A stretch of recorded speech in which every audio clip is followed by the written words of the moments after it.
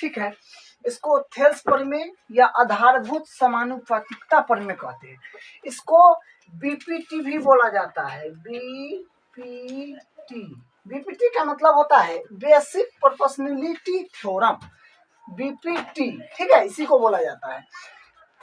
प्रमेय करने से पहले इसको थोड़ा सा डिस्कस कर लेते हैं। जैसे यहाँ पर क्या लिखा है कि दो बहुभुज समरूप होते हैं यदि पहला है उनके संगत कोण बराबर हो तथा संगत भुजाएं एक ही अनुपात में हो। देखिए, हालांकि ये हम लास्ट क्लास में डिस्कस कर लिए थे, ठीक है, लेकिन हम जो पढ़ेंगे ना प्रश्नावली 6.2 में, वो हमारा चैप्टर ही त्रिभुज है। हमारा चैप्टर जो है वो त्रिभुज है, ठीक है। तो हम त्रिभुज के बारे में बात करेंगे। जैसे बोला कि दो बहुभुज, तो बहुभुज अब नहीं होगा, सिर्फ त्रिभुज होगा, यानी 3 भुजा वाला बहुभुज होगा, यानी त्रिभुज होगा, ठीक है। तो हम त्रिभुज के बारे में डिस्कस करेंगे। तो ये दो त्रिभुज समरूप होते हैं यदि उनके संगत कोण बराबर हो तथा संगत भुजा एक ही अनुपात में हो। त्रिभुज के लिए ये नियम होगा क्या, जैसे सारा बहुभुज के लिए ये नियम लागू हुआ है, इसके लिए ये नियम होगा। इसके बारे में हम अच्छे से डिस्कस करेंगे। क्या है कि समान कोणिक त्रिभुज कह रहा है कि यदि दो भुजाओं के संगत कोण बराबर हो तो उन्हें समान कोणिक त्रिभुज कहते हैं। यदि दो त्रिभुज के संगत कोण बराबर हो तो उन्हें समान कोणिक त्रिभुज कहते हैं। क्या लाइन लिखा हुआ है कि यदि दो त्रिभुजों के संगत कोण बराबर हो तो उन्हें समान कोणिक त्रिभुज कहते हैं। जिसे अगर दो ये त्रिभुज है, ठीक है, और एक ये त्रिभुज है, इसका नाम दे देते हैं, जैसे मान लीजिए ए बी सी, इसका पी क्यू आर, ठीक है। कह रहा है कि ये दो त्रिभुज है, इसके संगत कोण बराबर है, यानी ये कोण इसके बराबर है, ये कोण इसके बराबर है, और ये कोण जो है ये इसके बराबर है, ठीक है। ये संगत कोण इसका क्या है, बराबर है।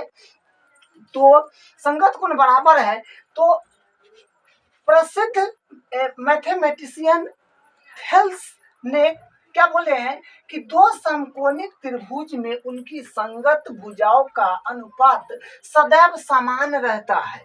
मतलब क्या बोला गया है कि अगर दो त्रिभुज है, उनकी संगत कोण बराबर है, उनकी संगत कोण बराबर है, तो हम बिना भुजा चेक किए हम कह सकते हैं कि दो समान कोणिक त्रिभुज में उनकी संगत भुजा का अनुपात सदैव समान रहता है। समान कोणिक का मतलब क्या होता है कि दोनों त्रिभुज का संगत कोण बराबर अगर मिल जाए तो हम इजली कह देंगे कि इसकी भुजा जो होगा समान अनुपात में होगा। इससे पहले हम क्या करते थे, समरूप किसी भी बहुभुज को समरूप चेक करने के लिए क्या करते थे, उनके संगत कोण बराबर देखते थे है कि नहीं, तथा दो में क्या करते थे, संगत भुजा एक ही अनुपात में है कि नहीं। लेकिन अब हम क्या करेंगे, डायरेक्ट दोनों त्रिभुज के अगर संगत कोण बराबर है तो हम बिना भुजा चेक किए कह देंगे कि इसका भुजा क्या है, समानुपातिक है। समानुपातिक का मतलब होता है कि ए बी बट्टा पी क्यू,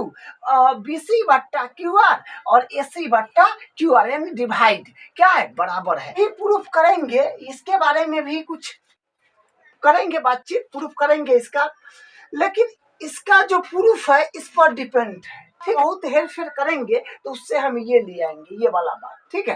तो सबसे पहले हम ये प्रमेय को करेंगे। इस प्रमेय को करने से पहले एक और बात ध्यान देना है कि कक्षा 9th में प्रमेय 9.2 हम लोग पढ़े थे, जो क्या कह रहा है कि एक ही आधार और एक ही समांतर रेखाओं के बीच स्थित त्रिभुज का क्षेत्रफल बराबर होता है।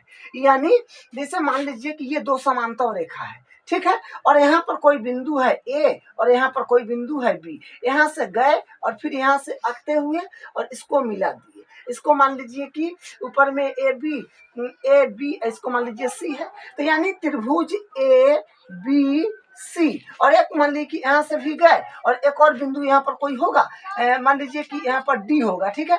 तो ए बी डी यानी त्रिभुज ए बी डी का क्षेत्रफल, मान ये दोनों का अगर क्षेत्रफल लेंगे, इसका भी क्षेत्रफल, तो क्या होगा, एक ही, यानी ये दोनों समांतर रेखा के बीच में है, यानी एक ही आधार और एक ही समांतर रेखा के बीच स्थित त्रिभुज का क्षेत्रफल बराबर होता है।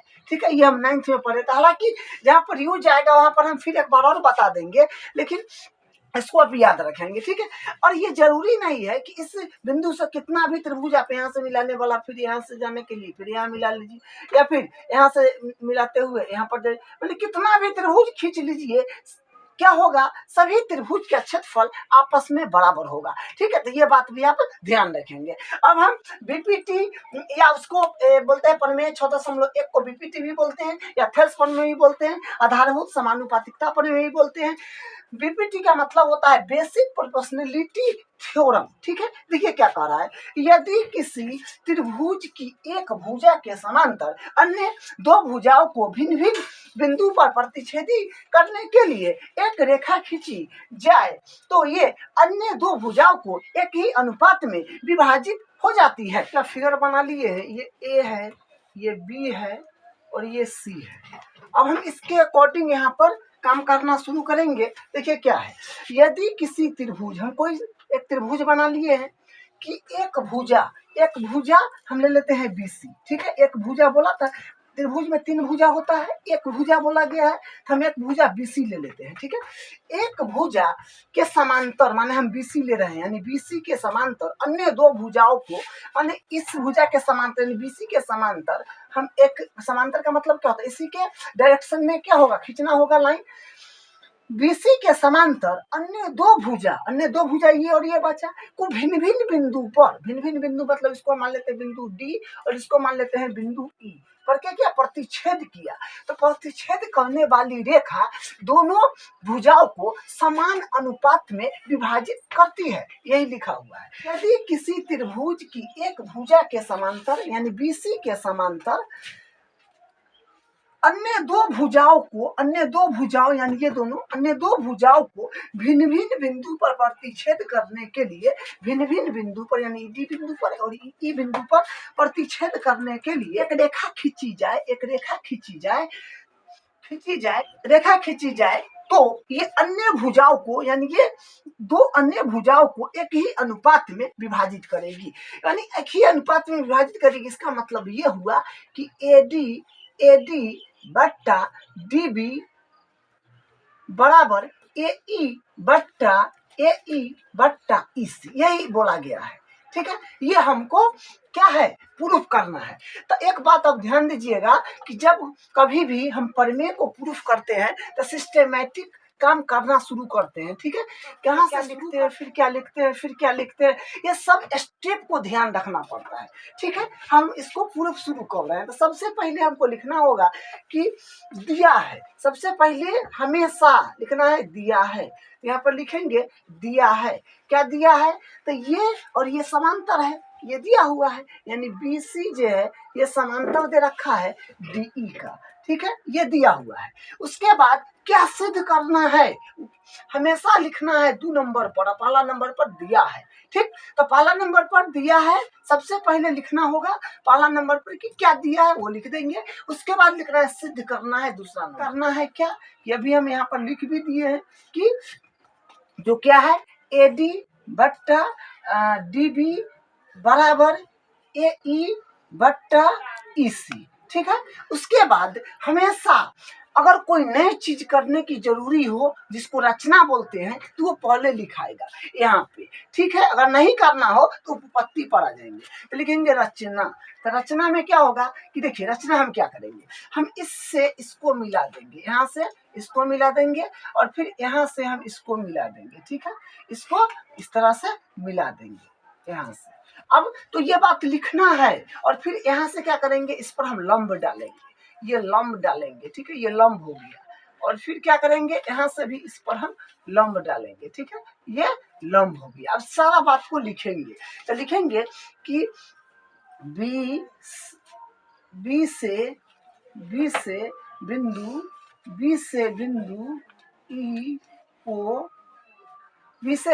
ई को तथा सी से बिंदु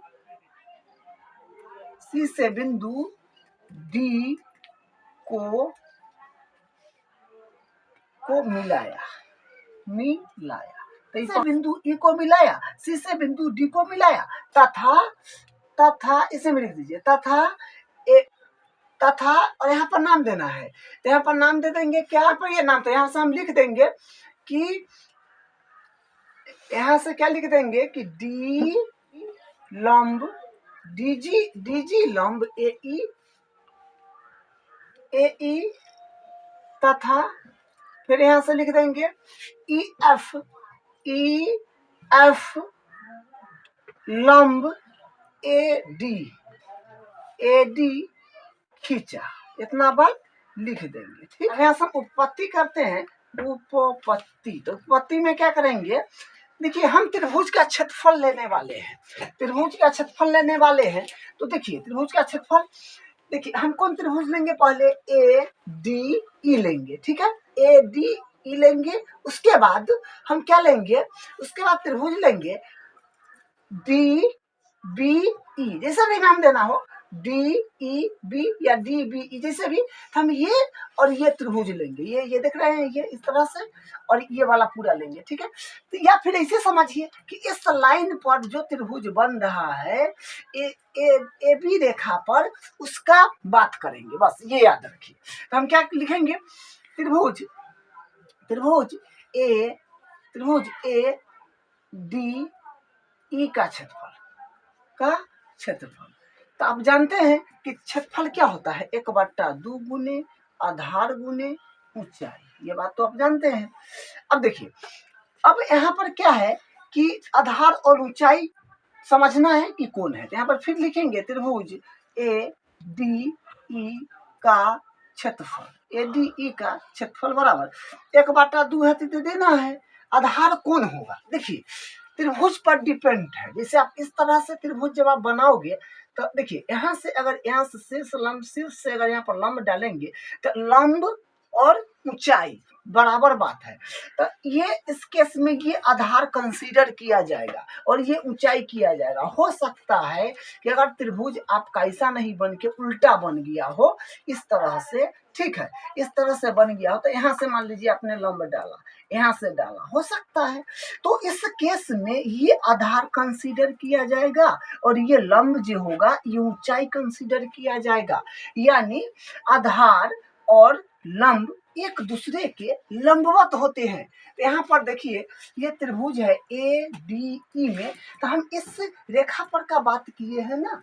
देखिए लंब तो इधर भी है, ठीक है, लेकिन इस तरफ की बात नहीं करना, हम इस तरफ का ले रहे हैं। ठीक है, तो यहाँ आपका आधार क्या हो जाएगा, ए डी, क्योंकि यहाँ से ये लंब डाला हुआ है, तो जिस पर लंब डाला हुआ हो उसी को आप क्या बोले हैं, अभी आप आधार मानेंगे। ठीक है, तो ये आधार हो जाएगा और आपका ऊंचाई क्या होगा, एफ ई, सिर्फ लंब ही ऊंचाई होता है, बराबर बात है। ये मत ले लियो कि डी ई आधार, नहीं, गलत, ये नहीं, क्योंकि जिस पर लंब डाला हुआ है वो आधार होगा। तो हम लिखते हैं, तो त्रिभुज ए डी ई का क्षेत्रफल होगा 1/2 गुने आधार होगा ए डी, यहाँ से हो जाएगा ए डी गुने और ऊंचाई हो जाएगा ई एफ या एफ ई, जो लिखना हो लिखिए।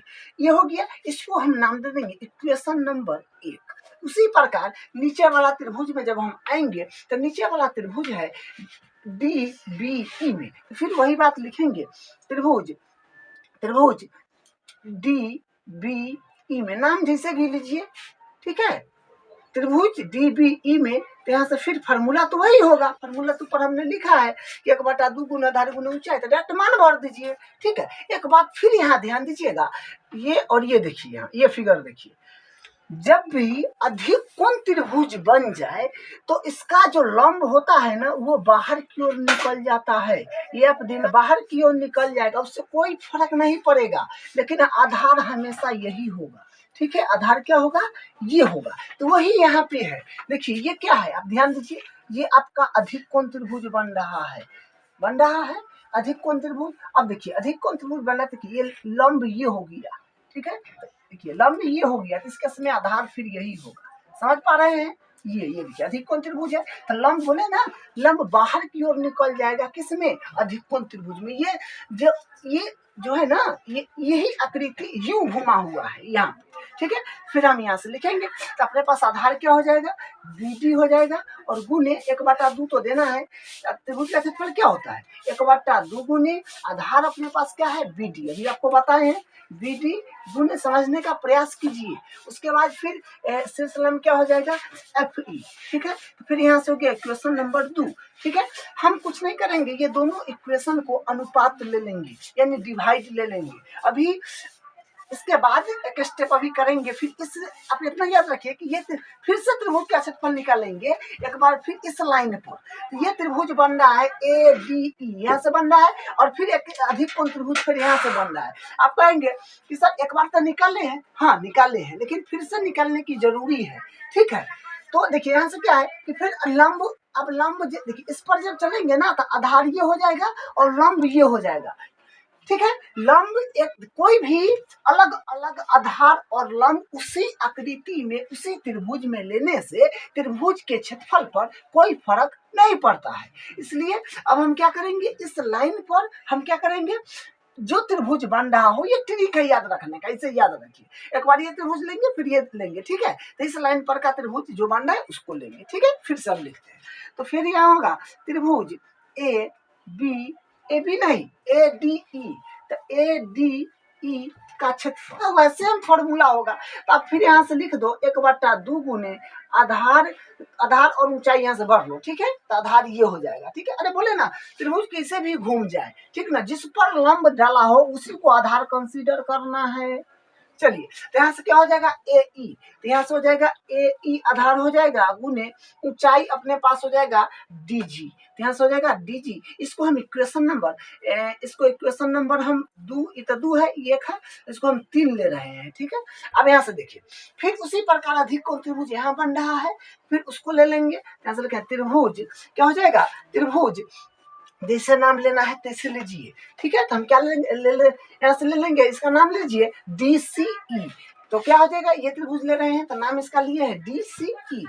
त्रिभुज DCE का क्षेत्रफल, तो क्षेत्रफल क्या होता है, 1/2 गुने आधार, आधार ये कंसीडर किया जाएगा। अब ध्यान देंगे, ये क्या है, एक अधिक कोण त्रिभुज है, ठीक है। ये क्या अधिक कोण है, उस वक्त क्या था, ये अधिक कोण था, अधिक कोण त्रिभुज है। तो अधिक कोण त्रिभुज में अब बोले ना कि हमेशा याद रखिएगा, अधिक कोण त्रिभुज में लंब बाहर की ओर निकल जाता है। तो देखिए ये इसका, ये अधिक कोण त्रिभुज है, तो लंब क्या हो जाएगा, DG। यहाँ पर लिखेंगे आधार तो आपका हो गया EC, यहाँ से हो जाएगा EC गुने, और लंब आपका हो जाएगा DG, ठीक है। लंब हो जाएगा DG, ये हो गया क्वेश्चन नंबर 4। अब हम कुछ नहीं करेंगे, इसको इसके साथ डिवाइड करेंगे और इसको इसके साथ डिवाइड करेंगे, यानी 1 और 2 को डिवाइड कर देंगे। यहाँ पर लिखेंगे समीकरण, यहाँ पर लिखेंगे समीकरण 1 अपॉन समीकरण 2, ठीक है। क्या कर रहे हैं, डिवाइड कर रहे हैं। तो अब यहाँ से आप देखो क्या हो जाएगा, यहाँ से हो जाएगा त्रिभुज ADE का क्षेत्रफल अपॉन क्या हो जाएगा, त्रिभुज DBE का क्षेत्रफल, क्या हो जाएगा, त्रिभुज DBE का क्षेत्रफल, ठीक है, बराबर। अब यहाँ से आप देखोगे तो क्या है 1/2, अरे ये दोनों को डिवाइड कर रहे हैं, माने बट्टा में लिखना है बस, गुने BD गुने FE, ठीक है। हम क्या किए, समीकरण 1 और 2 को डिवाइड कर दिए, तो दोनों को बटा में लिख दिए। यहाँ से आप समझ पा रहे हैं कि इसे कट जाएगा और फिर यहाँ से इसे कट जाएगा, तो आपको क्या मिला, आपको मिल गया इसकी, ये तो आएगा लेकिन इधर क्या मिला, यहाँ से मिल जाएगा AD अपॉन हो जाएगा BD, ठीक है। यहाँ से ये आ जाएगा। अब हम फिर समीकरण 3 और 4 को फिर डिवाइड करते, इसको मिटा बट्टा समीकरण 4 क्या करें, डिवाइड कर रहे हैं। तो यहाँ से क्या है, समीकरण 3 अपने पास है त्रिभुज ADE का क्षेत्रफल अपॉन क्या, त्रिभुज DCE का क्षेत्रफल। तो फिर वही बात यहाँ से लिखेंगे, त्रिभुज DCE का क्षेत्रफल, ठीक है, 2 गुने AE गुने डी जी अपॉन 1/2 गुने ई सी गुने डी जी। वो काट लीजिए, ये से ये कट रहा है और ये से ये कट रहा है, तो अपने पास यहाँ से फिर क्या मिल गया, इतना का मान क्या मिल जाएगा, ए ई अपॉन ई सी। ठीक है, इतना का वैल्यू ये आ रहा है। यहाँ से देखिए ये वाला त्रिभुज, ठीक है, और ये वाला त्रिभुज, ठीक है, ये वाला त्रिभुज और यहाँ से ये वाला त्रिभुज क्या है, दोनों का क्षेत्रफल बराबर होगा, क्योंकि एक ही आधार और एक ही समांतर रेखा के बीच स्थित त्रिभुज का क्षेत्रफल बराबर होता है। तो यहाँ से हम ये बात लिख दिए हैं। ठीक है, अब ये बात, त्रिभुज डीबीई का क्षेत्रफल बराबर त्रिभुज डीसीई का क्षेत्रफल, ये क्या होगा, बराबर होगा, क्योंकि एक ही आधार और एक ही समांतर रेखा के बीच स्थित त्रिभुज का क्षेत्रफल बराबर होता है। ये भाषा भी हम लिख देते हैं। ठीक है, हम ये बात लिख दिए हैं कि एक ही आधार और एक ही समांतर रेखा के बीच स्थित त्रिभुज का क्षेत्रफल बराबर होता है। ठीक है, ये ठीक है, और इसको समीकरण आप 6 ले लीजिए और इसको समीकरण 7 ले लीजिए।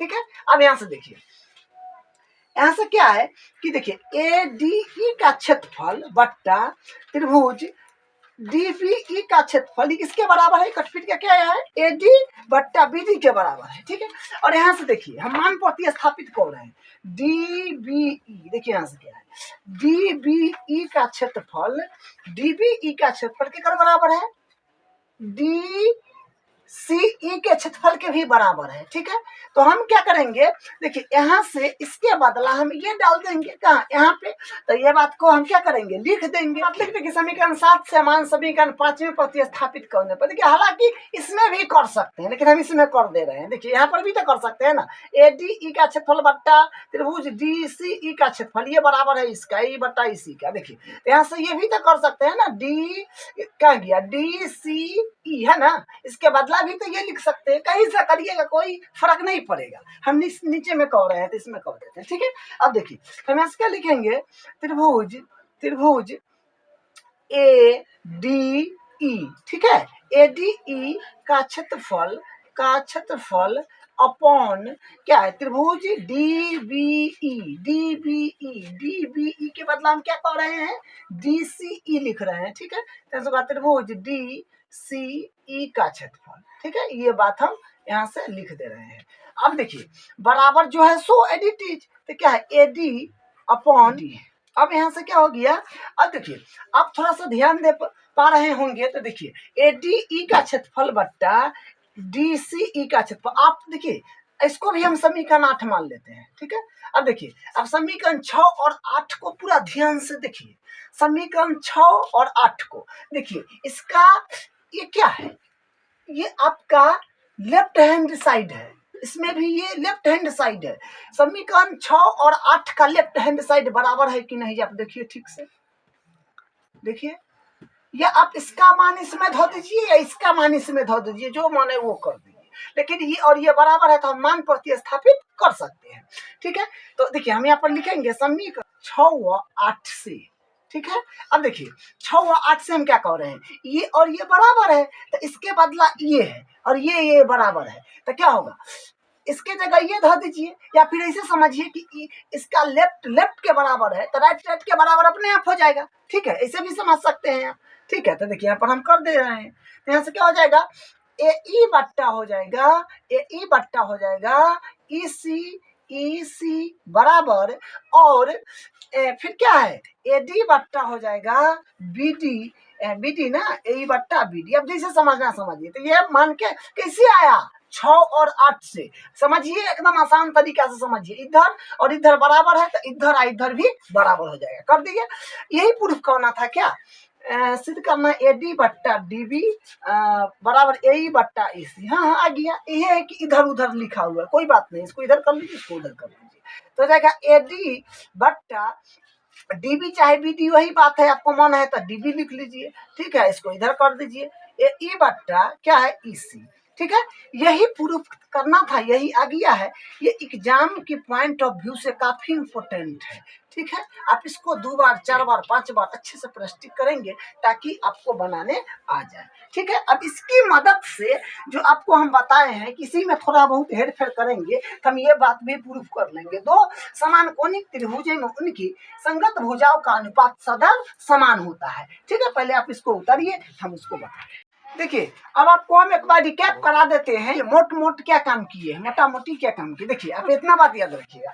सबसे पहले हम क्या किए, ये जो देखिए, ये बात तो पहले याद रखिएगा कि दिया है वो लिखना है, सिद्ध करना है, रचना है, सिस्टमैटिक लिखना है आप। ठीक है, उसके बाद हम क्या किए, 2 त्रिभुज लिए, ये और ये। आप इतना याद रखिएगा, इतना याद रखिएगा कि 4 त्रिभुज का क्षेत्रफल निकाले। 2 त्रिभुज का क्षेत्रफल इस लाइन से, 2 त्रिभुज का क्षेत्रफल इस लाइन से, इतना बात याद रखिए।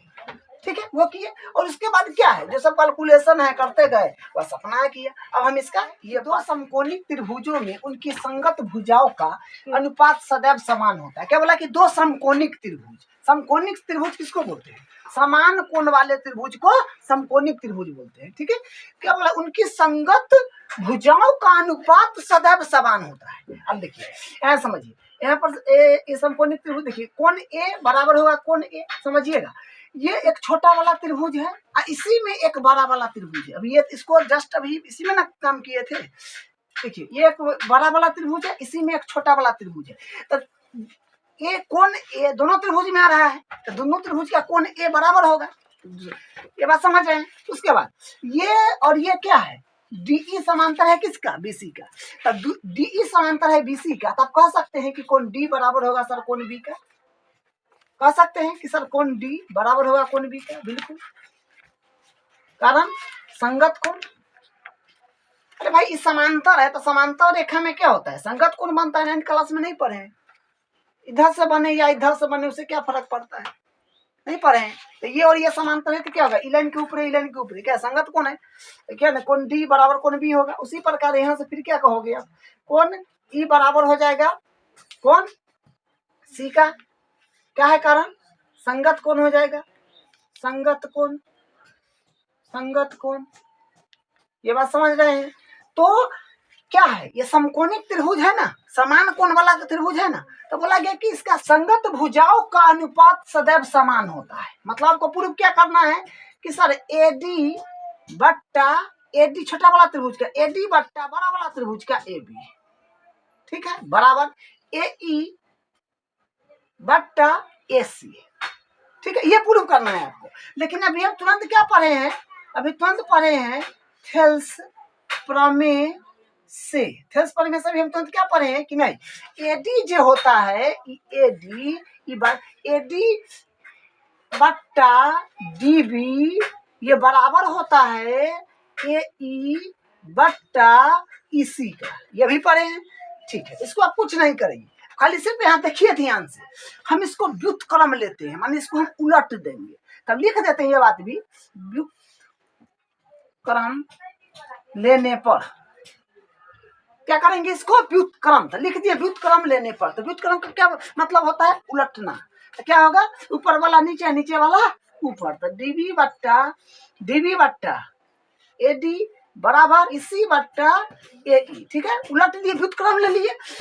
अब हम सिर्फ एक जोड़ रहे हैं दोनों में, तो हम यहाँ से एक जोड़ रहे हैं, तो डीबी बट्टा हो जाएगा एडी प्लस 1, फिर ईसी बट्टा एसी प्लस 1। ठीक है, ए ई है यहाँ पे, ठीक है, ए ई है, कहाँ गया, हाँ ए ई ना है, ए ई। चलिए, हम क्या किए, दोनों में एक जोड़ रहे हैं। अब देखिए, एक जोड़ रहे हैं, ठीक है, इसका आप एलसीएम लीजिए। तो इसका आप जब एलसीएम लेंगे तो क्या आएगा, एडी है तो एडी, और यहाँ से क्या आ जाएगा डीबी प्लस एडी, फिर इधर से एलसीएम लीजिए तो एई तो यहाँ से होगा ईसी प्लस एई। ठीक है, एलसीएम लिए यहाँ से इसके, डीबी प्लस एडी कहाँ है, डीबी प्लस डीबी, देखिए डीबी बोलिए या ए बी डी बोलिए, वही बात है, एडी है ना, माने इतना प्लस इतना, ये पूरा नहीं बन गया, इतना प्लस इतना क्या बन गया, ए बी बन गया। तो हम यहाँ लिख देंगे ए बी बट्टा एडी है तो एडी बराबर, फिर क्या है EC प्लस AE, तो EC कहाँ है EC प्लस AE। अब क्या है जोड़ना है, तो जोड़ने के बाद पूरी लाइन नहीं बन गया AC, यहाँ जाएगा AC बट्टा AE। हम जो आया है अभी क्या है ये आया, तो इसको फिर व्युत्क्रम लेंगे, इसको व्युत्क्रम लेंगे, क्योंकि एक बार तो फिर व्युत्क्रम लिए हुए थे, जब एक बार पलटे हुए हैं तो अब सीधा भी तो करना होगा ना, इसको आप सीधा कर देंगे, तो फिर लेंगे व्युत्क्रम लेने पर, ठीक है, व्युत्क्रम लेने पर आप इसको फिर ऊपर करिए तो AD बट्टा हो जाएगा, E बट्टा क्या हो जाएगा AC हो जाएगा, ठीक है। यह ना प्रूव करना था। दो समकोणिक त्रिभुज में उनकी संगत भुजाओं का अनुपात सदैव समान होता है। अब देखिए, अगर दो समकोणिक त्रिभुज दिया हो, यानी समकोणिक का मतलब समान कोण वाला दो त्रिभुज दिया हो, समझ जाएंगे कि उसका भुजाएं एक ही एक। तो किए उसके बाद 6.2 में क्या करना है, देखिए परिमेय 6.1 में क्या था, परिमेय 6.1 में था कि ये और ये यानी D और E क्या है आपको समांतर दिया हुआ था, और मैं 6.1 में क्या था कि ये और ये समांतर दे रखा था, तो हमको क्या प्रूफ करना, क्या प्रूफ करके लाना था कि AD बट्टा EC। परिमेय 6.1 में ये समांतर दे रखा था और ये क्या है इसका अनुपात क्या था, क्या प्रूफ करके लाना था, यानी आप समझिए कि हमको समांतर दिया हुआ था तो अनुपात लाना था 6.1 में, परिमेय 6.1 में, ठीक है। 6.2 में क्या करना है, आपको ये चीज दिया रहेगा, ये चीज और ये लाना होगा, यानी आपको अनुपात दे देगा, अनुपात जो है आपको दे देगा और आपको समांतर लाना होगा, समांतर, ठीक है। मतलब कि 6.1 में क्या किए, समांतर से अनुपात पर गए थे और 6.2 में अनुपात से समांतर पर जाएंगे, तो हम इसका यूज करेंगे इसी तरह से। अगर आपको समांतर दे दिया तो परिमेय 6.1 से या थेल्स परिमेय से क्या कहेंगे कि ये और ये समानुपाती है, इस तरह से। अगर ये और ये दे दिया तो हम थेल्स परिमेय के विलोम से या परिमेय 6.2 से हम कह देंगे कि इकर अनुपात बट्टा इकर अनुपात बट्टा दोनों के बराबर है, तो हम कह देंगे पर थेल्स परिमेय के विलोम से ये और ये समांतर होगा। इस तरह से हम इसको यूज लेंगे। उदाहरण एक है, यदि कोई रेखा एक त्रिभुज ABC को भुजाओं AB और AC को क्रमशः D और E पर प्रतिच्छेद करे। कोई रेखा है AB और AC को क्या करता है, D और E पर प्रतिच्छेद करे तथा भुजा BC के समांतर हो, यानी ये जो है ना ये BC के समांतर है, ठीक है। वो तो सिद्ध कीजिए कि ये और ये होगा। सबसे पहले आपको जो दिया है वो लिखिएगा, हमेशा सिस्टमेटिक काम करना है। आपको दिया है तो दिया है क्या कि BC जो है ये समांतर है DE का, ठीक है। और सिद्ध क्या करना है वो आप लिखेंगे, सिद्ध करना है क्या, तो ये ना है AD अपॉन AB बराबर AE अपॉन AC बट्टा DB बराबर AE बट्टा EC। ये हो जाएगा थेल्स परिमेय से, ठीक है। इसमें क्या हो जाएगा थेल्स परिमेय से। अभी हम तुरंत पढ़े हैं कि थेल्स परिमेय क्या होता है, ये अपॉन ये बराबर ये अपॉन ये, ठीक है। अब हम इसमें देखिए क्या करेंगे, इसको हम व्युत्क्रम ले लेंगे, ठीक है। तो व्युत्क्रम लेने पर लिख दीजिए, व्युत्क्रम लेने पर यहाँ से हम व्युत्क्रम ले लेंगे तो जाएगा DB अपॉन हो जाएगा AD और बराबर EC अपॉन हो जाएगा AE। और क्या करेंगे इसमें हम +1 कर देंगे, ठीक है, दोनों तरफ। तो DB बट्टा AD +1 और EC बट्टा AE +1। अब इसको एलसीएम ले लीजिए तो आ जाएगा AD हो जाएगा, यहाँ से होगा DB प्लस AD, ठीक है। और बराबर फिर यहाँ से एलसीएम लीजिएगा तो हो जाएगा EC प्लस AE, ठीक है। अब देखिए DB प्लस AD क्या है, DB प्लस AD ये माने पूरा बन रहा है इसको जोड़ने पर, जो कि क्या है, जो कि है AB अपॉन AD, ठीक है। और फिर देखिए EC EC ये रहा माने इतना, और AE ये इतना रहा, दोनों की क्या है जोड़ना है, तो जोड़ने पर क्या होगा पूरा लाइन एक बन गया जिसका नाम होगा AC। तो AC अपॉन क्या हो जाएगा AE हो जाएगा ना। अब फिर क्या कीजिए, एक बार इसको क्या किए थे व्युत्क्रम लिए थे, फिर व्युत्क्रम लेकर के इसको सीधा कर दीजिए, ठीक है। तो यहाँ से फिर लिख देंगे व्युत्क्रम लेने पर, व्युत्क्रम लेने पर, तो यहाँ से फिर इसको क्या करेंगे व्युत्क्रम लेने पर, तो ये बात लिख दिए हैं, तो फिर क्या होगा पलटी मार दीजिए इसको, तो हो जाएगा AD अपॉन AB, ठीक है, बराबर, और AE अपॉन क्या हो जाएगा AC। बस जो लाना था वो आ गया, यही इसका प्रूफ है। उदाहरण नंबर 2 है ABCD एक समलंब है जिसमें AB समांतर DC है, असमांतर भुजाओं AD और BC पर क्रमशः बिंदु E और F इस प्रकार स्थित है कि EF भुजा AB के समांतर है। दर्शाइए कि AE अपॉन ED बराबर है BF अपॉन FC है। देखिए पहला नंबर क्या है कि ये आपका समलंब दिया है। समलंब क्या होता है जिसमें एक जोड़ी भुजा समांतर होता है और एक जोड़ी असमांतर होता है, तो ये और ये तो समांतर है, ठीक है, ये बात ये दे भी दिया है, ठीक है, कि ये भी समांतर है CD का। तो ये बात हम क्या किए दिया हुआ में लिख दिए कि दिया है कि AB समांतर है DC तथा उसके बाद देखिए फिर बोला है पर क्रमशः बिंदु E और F क्रमशः इस प्रकार स्थित है कि EF भुजा यानी EF भुजा है ये AB के भी समांतर है, तो ये भुजा जो है इसके भी समांतर है, तो वो भी लिख दिए। अब ध्यान से देखिए सारा भुजा समांतर हुआ कि नहीं, तो क्या हुआ वही बात लिख दिया था, ये इसके समांतर है इसके समांतर, हमको सिद्ध करना है वो लिख लेंगे, ठीक है। और उसके बाद देखिए हम जो अभी क्या है प्रश्नावली 6.2 में पढ़ रहे हैं वो चैप्टर क्या है त्रिभुज है। तो त्रिभुज में हमको जितना अभी जानकारी मिला है सब त्रिभुज के बारे में मिला है, इसमें त्रिभुज बन नहीं रहा है, तो त्रिभुज नहीं बन रहा है तो हम इसको रचना कर लेंगे। तो यहाँ से इसमें क्या करेंगे, यहाँ से इस तरफ इसको मिला देंगे, ठीक है, यहाँ से इसको मिला देंगे। अगर आपको मन है यहाँ से इसको मिलाना तो वो भी कर सकते हैं, ठीक है, हम इसको इससे मिला दिए। तो ये क्या ये बात आपको रचना में लिखना पड़ेगा, तो हम रचना में लिख दिए हैं कि बिंदु D से जाते हुए B तक एक रेखा खींचा जो रेखा खंड EF को G पर प्रतिच्छेद करता है, ये बात लिख दिए हैं, ठीक है। अब हम क्या करेंगे इसको बनाना शुरू कर देंगे। अब देखिए अभी क्या हुआ है जना ही रचना की कि दो त्रिभुज में बट गया, देखिए उधर त्रिभुज है इधर भी त्रिभुज है। अब हम क्या करेंगे उपपत्ति करना, उपपत्ति, तो उपपत्ति में हम क्या करेंगे प्रूफ यानी बनाना शुरू कर देंगे। तो त्रिभुज त्रिभुज हो जाएगा, देखिए त्रिभुज क्या हो जाएगा ABD, ध्यान से क्या हो जाएगा त्रिभुज ABD, ABD में। अब देखिए ध्यान से इसमें आप क्या कह सकते हैं कि देखिए AB जो है समांतर है EG के, ठीक है, क्योंकि देखिए ये पूरा भाग के समांतर, तो इसी का तो आधा टुकड़ा है, तो ये इसके क्या होगा समांतर होगा।